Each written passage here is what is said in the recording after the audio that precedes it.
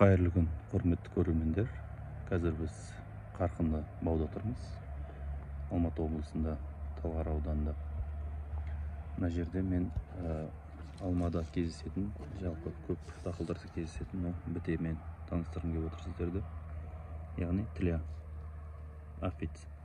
Яғни бұл көп кісілерде көріп жатады. Мысалы жапырақтарын бір сұталды, жеміс ағаштарының не істесем болады.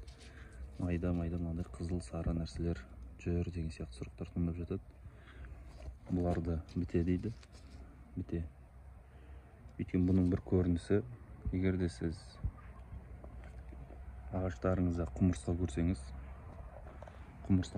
онда ол жерде яғни біте бар деген сөз. Өйткені құмырсқа бітелердің денесінен бөлінетін сонда бір сұйықтықты жақсы көреді, соны қоректенеді. Сол үшін олар бітелерді ағаштан ағашқа тасып кейде ініне апарып қыстатып шығарады. Сол үшін егер құмырсқа көрсеңіз, сіз ол жерге бітемен күресуге дайын болуыңыздың белгісі. Мына жерде көре алсаңыз, қандай тұр. Мына біте міне. Бұл көбінесе үстіңгі жапырақтарда болады. Яғни бұлмен күресудің бірнеше жолдары бар. Ең тиімді сол химиялық жолмен инсектицид қолдана салу. Мысалы қарапайым карате болсын, фастак болсын, көбінесе вертимек көмектесіп жатады. Сосын амайд деген өтеді, аберон рапид деген көмектесіп жатады. Сосын тағы бір жолы бұны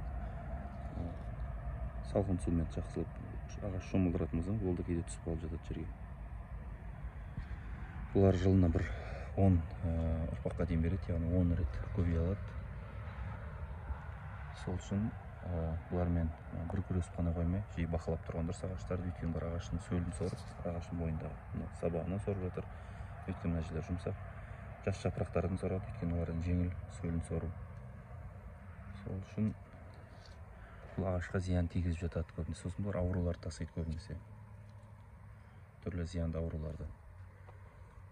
Сол үшін бұларды көрсеңіз, міндетті түрде өңдеу жұмысын жасаңыз.